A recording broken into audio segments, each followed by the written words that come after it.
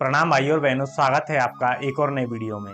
सबसे पहले आपको अंतर्राष्ट्रीय योग दिवस की बहुत बहुत बधाई। मैं आशा करता हूं कि आज से आप अपने जीवन में योग को हिस्सा बनाने का संकल्प लेंगे और निश्चित रूप से औरों को भी इसके बारे में जागरूक करेंगे। योग का जन्म भारत में हुआ और भारत ने इसे संपूर्ण दुनिया को दिया, अर्थात दुनिया में फैलाया। लेकिन दुर्भाग्य की बात यह है कि आज भी आधे से ज्यादा पॉपुलेशन योग के बारे में नहीं जानती। तो मेरा और आपका कर्तव्य बनता है कि योग जैसी अमूल्य चीज को प्रत्येक व्यक्ति तक पहुंचाएं, और मैं उम्मीद करता हूं कि आप इस काम में मेरा सहयोग करेंगे। अगर आप योग के बारे में नहीं जानते तो आज से संकल्प लें कि हम योग के बारे में जानने का प्रयास करेंगे और योग को अपनी जीवन शैली का हिस्सा बनाएंगे। और प्रत्येक व्यक्ति जो योग की बेसिक नॉलेज रखता है वो यदि एक एक व्यक्ति को बताएगा तो निश्चित रूप से आप और हम इस योग की परंपरा को जन जन तक पहुंचा सकते हैं। आज हम इस वीडियो में वेरिकोस वेन्स के बारे में बात करेंगे और जानने का प्रयास करेंगे कि ये क्या है और इसका यौगिक मैनेजमेंट कैसे किया जा सकता है। वेरिकोस वेन्स की बात करें तो यह एक बीमारी है जो हमारे नसों से संबंधित है, अर्थात इसमें हमारी नसें फूलकर बाहर आ जाती हैं और ग्रीन कलर के साथ हाथों और पैरों में दिखने लगती हैं। जो नसें हैं हमारे शरीर के अंदर रक्त संचरण का कार्य करती हैं, अर्थात हमारे शरीर के विभिन्न भागों से हृदय तक रक्त ले जाती हैं और हृदय से वापस शरीर के विभिन्न भागों में लाती हैं। लेकिन वेरिकोस वेन्स की स्थिति में हमारा रक्त पर संचरण ठीक प्रकार से नहीं हो पाता और हमें शरीर के अंदर दर्द होने लगता है तथा कई प्रकार की परेशानी हो सकती है। अगर हम इसके कारणों की बात करें तो इसके कई कारण हो सकते हैं, लेकिन इनमें प्रमुख हैं बढ़ती हुई एज, अर्थात यदि किसी व्यक्ति की एज बढ़ती हुई जा रही है तो यह समस्या देखने को मिल सकती है। इसके अलावा यदि व्यक्ति मोटापे से ग्रसित हैं जिससे उनका शरीर भारी हो जाता है तो भी यह समस्या हो सकती है। इसके अलावा प्रेगनेंसी के दौरान भी महिलाओं में ये समस्या देखने को मिलती है। इसके अलावा कई व्यक्ति ऐसे प्रोफेशन में होते हैं जो ज्यादा देर तक खड़े रहते हैं, उनको भी ये समस्या देखने को मिलती है। जैसे टीचर हैं या आईटी सेक्टर के जितने भी लोग हैं जो ज्यादा समय तक बैठे रहते हैं तो उनके शरीर में तथा हाथ और पैरों के मध्य सही प्रकार से ब्लड सर्कुलेशन नहीं हो पाता, जिससे ये समस्या हो सकती है। यदि आप ऐसे सेक्टर में जॉब करते हैं जहां पर आपको एक ही स्थिति में लंबे समय तक बैठना पड़ता है या खड़ा होना पड़ता है तो आप गैप ले करके अपने शरीर को थोड़ा थोड़ा स्ट्रेच करें, जिससे हमारे शरीर के अंदर ब्लड सर्कुलेशन अच्छी तरीके से होगा, जो हमें इस समस्या से निजात पाने में सहायता कर सकता है। अब हम बात करते हैं कि योग के द्वारा हम इसका मैनेजमेंट कैसे कर सकते हैं। तो आज मैं आपको इस वीडियो में कुछ ऐसे अभ्यास बताऊंगा जिनके द्वारा आप इसका मैनेजमेंट बड़ी आसानी से कर सकते हैं। सबसे पहले हम अभ्यासों के अंदर सूक्ष्म क्रियाओं के बारे में यानी सूक्ष्म व्यायामों के बारे में बात करेंगे।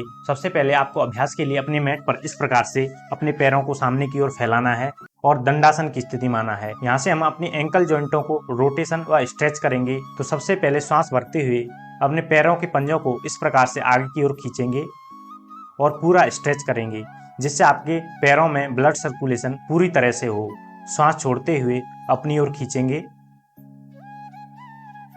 देन सांस भरते हुए आगे की ओर।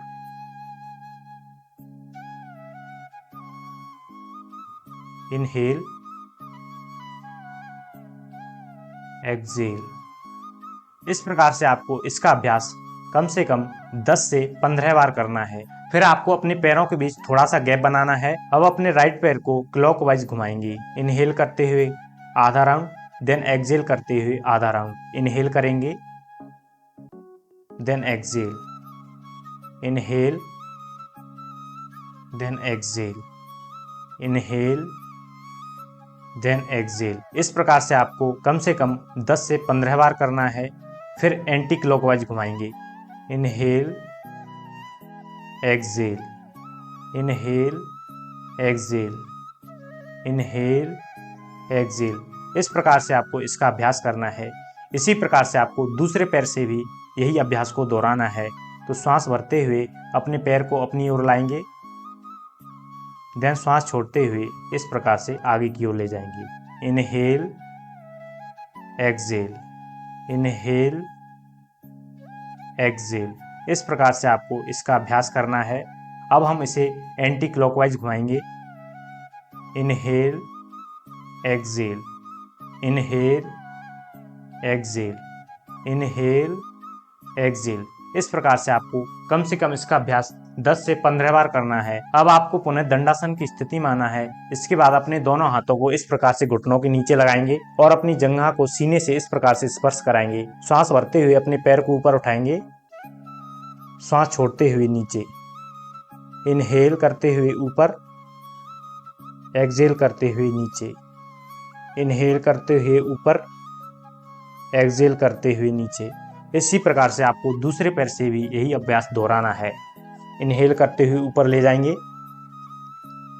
एक्सहेल करते हुए नीचे, इनहेल करते हुए ऊपर, एक्सहेल करते हुए नीचे, इनहेल, एक्सहेल।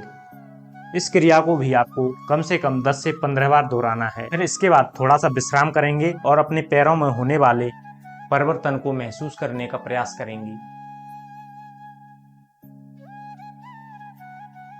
फिर विश्राम करने के बाद अब हम अपने अगले आसनों की ओर बढ़ते हैं। अब हम अगला आसन करने वाले हैं बालासन। इसके लिए आपको दंडासन में इस प्रकार से बैठना है और अपने दोनों पैरों को एक एक करके हिप्स के नीचे लाते हुए वज्रासन की स्थिति में आना है। थोड़ी देर यहाँ पर रुकना है। इसके बाद इनहेल करेंगे और अपने दोनों हाथों को इस प्रकार से पंजों के पास रखेंगे और एक्सहेल करते हुए नीचे सिर को जमीन पर लगा देंगे।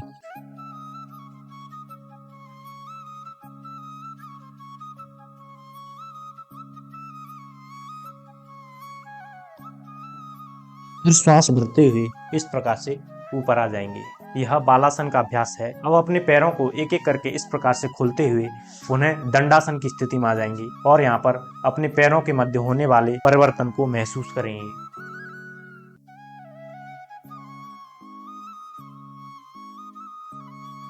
पुनः दंडासन की स्थिति में आएंगे और अपने मैट पर इस प्रकार से लेट जाएंगे। अब हम अर्ध हलासन का अभ्यास करने वाले हैं। इसके लिए अपने पैरों को इस प्रकार से मिलाएंगे और हाथों को बगल में रखेंगे। फिर इनहेल करते हुए अपने दोनों पैरों को एक साथ ऊपर उठाएंगे, इनहेल, और इस प्रकार से अपने पैरों को यहाँ पर थोड़ी देर रोकेंगे। यह अर्ध हलासन का अभ्यास है।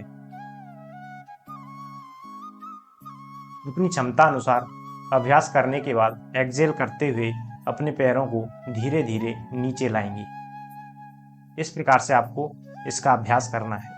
फिर अपने हाथों और पैरों को इस प्रकार से खोलते हुए शवासन में थोड़ा विश्राम करेंगे और अपने पैरों में होने वाले परिवर्तनों और शरीर के अंदर होने वाले ब्लड सर्कुलेशन को महसूस करने का प्रयास करेंगे।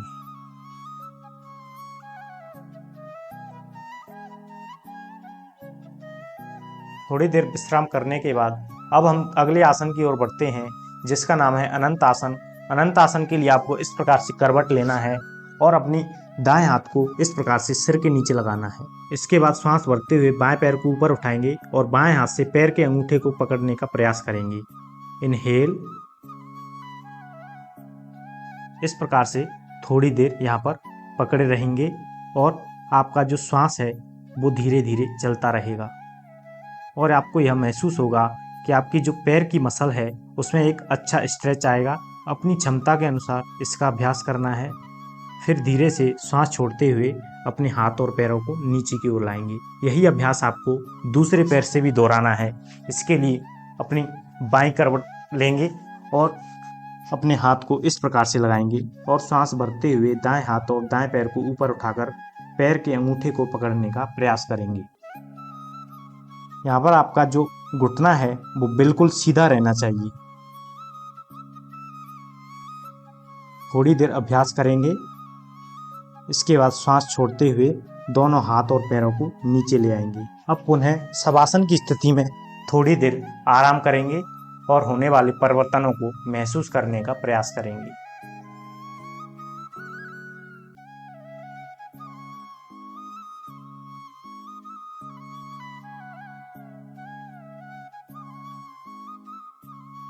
इसके बाद आपको अपनी जगह पर इस प्रकार से खड़े होना है। अब हम स्प्रिंग मूवमेंट करने वाले हैं। स्प्रिंग मूवमेंट के लिए आपको श्वास भरते हुए अपने हाथों को ऊपर ले जाना है। अपने शरीर के वजन को पैरों के पंजों पर लाना है। इस प्रकार से inhale, then exhale, inhale, then exhale, inhale, then exhale. अगर आप इस प्रकार से संतुलन नहीं बना पाते तो आप अपने पैरों के बीच थोड़ा गैप भी बना सकते हैं। फिर आपको इस प्रकार से इसका अभ्यास करना है। Inhale, exhale, inhale, exhale. इस प्रकार से यह आपके पैरों के अंदर जो मसल्स हैं उनको स्ट्रेच करता है, जिससे आपके शरीर के अंदर ब्लड सर्कुलेशन होता है। अब हम चेयर पोज करने वाले हैं। चेयर पोज के लिए आपको अपने पैरों के बीच कंधों के जितना गैप बनाना है और अपने हाथों को इस प्रकार से सामने की ओर लाना है। फिर श्वास भरते हुए आपको इस प्रकार से नीचे जाना है और श्वास छोड़ते हुए ऊपर आना है। इनहेल,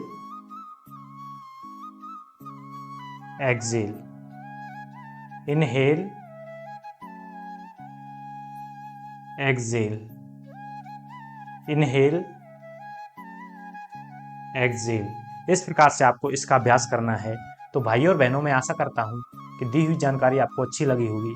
अगर आपको इस वीडियो से थोड़ा भी बेनिफिट मिलता है तो आप हमें कमेंट करके ज़रूर बताएं। मिलते हैं किसी अगली वीडियो में, तब तक के लिए धन्यवाद।